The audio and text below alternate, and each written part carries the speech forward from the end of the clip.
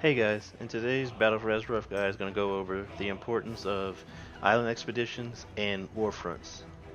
Now first I wanted to explain a little bit how warfronts work. So, well first let me show you the table for it on Alliance side. Once I'm done explaining everything and showing you the areas on Alliance, then I'll show you where they are on the Horde side. Now, warfronts are not on the normal weekly reset schedule. Here's the table for the Alliance Warfront if you want to join the queue, which you can't do right now because Horde are able to do it. Now, the way Warfronts works is one faction will contribute resources in order to attack and actually do the battle. So, this one is the battle for Stromgarde. And in the other faction, so Horde right now can do the battle for Stromgarde, and they had to contribute resources. And there was a bar, and every time that they would contribute resources, that bar would go up. And Alliance could see that bar as well. Once that bar hit 100%, then Horde was able to actually queue for their Warfront. Now there's a quest that you get to complete one Warfront, and it gives you a piece of 370 gear. It's random, but it'll always be 370. Now, you can also get 340 loot at the end of completing a Warfront, but it's not guaranteed. Now, the other faction that cannot do it, that whole time that they're contributing, and the whole time the opposite faction is contributing and doing the Warfront, the other faction can go to that area, which this time it's Arathi Highlands, and they can do quests there, and they can do the world boss. And the world boss for Warfronts also can drop 370 loot. Now, when the weekly reset happened today, that world boss did not reset, and also the quest to complete a Warfront for the Horde did not reset. So that means that it must be on its own lockout, because once the Horde got their bar all the way up to 100% and could queue, then they get a whole week to queue for and do the battle for Stromgarde. Now it doesn't show the time left anymore, so I'm not sure if that's a glitch or what, but once that time is up, then another Warfront will start, or well, we don't know yet. It's either going to be the same Warfront but for the other faction, or it's going to be a different Warfront. But either way, Alliance will be the ones to be contributing to the war effort, and then they'll be able to actually queue for the Warfront when it's over. And then Horde will have their own quests that they can do in the area, and then the world boss to do. And so it's really important to do that at least during that cycle, because of the world boss, if you're not able to do it. And then if you are the one that can do it, the faction that can queue up, then you get a free piece of 370 gear once you do it. Now for island expeditions, I'll show you where the table is for Alliance. Also, this table was right next to the 7th Legion boat. This is the actual NPC right here. Now for the island expeditions table, you just go around here, and then you'll see Flynn next to the table. And this is the only way you can actually queue up for expeditions. Now, in order to unlock expeditions, it's during the war campaign, but it's pretty early. Once you've chosen 2 outposts to claim in the opposite faction zones, then you'll get another quest to do a tutorial island expedition. And once you complete that tutorial, then you'll be able to continue your war campaign and then queue up for these island expeditions like normal.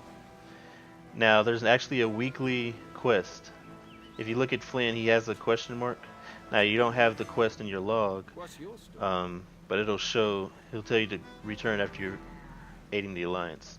And what that means is, whenever you do island expeditions, the amount of Azerite you collect in there goes to the weekly scouting report. You can see this bar at the top. You need a total of 40,000 Azerite collected during an island expedition. Now, for normal, in order to win, you need to collect 6,000 Azerite. And then for heroic, you need to collect 9,000 Azerite.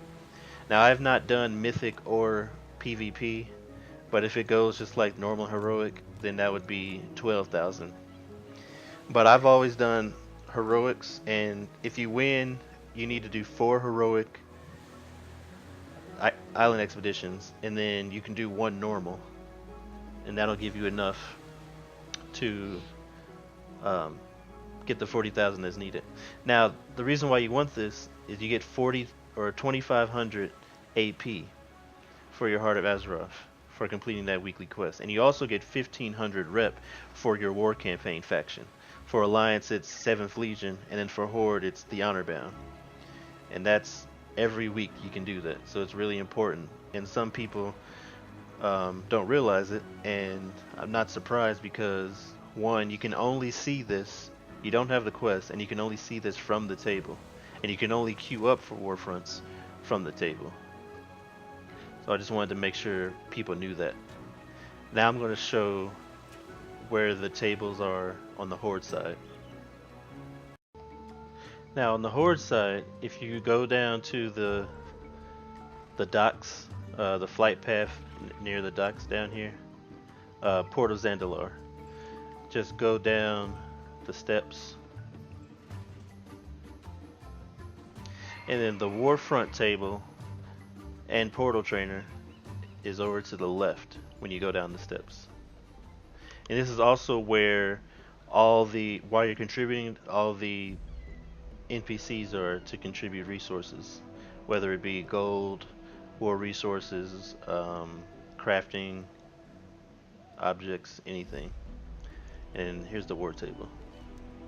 Again, it doesn't show how much time is left, but you're still able to queue. Now for the island expeditions, it's just all the way on the other side, but exact same area.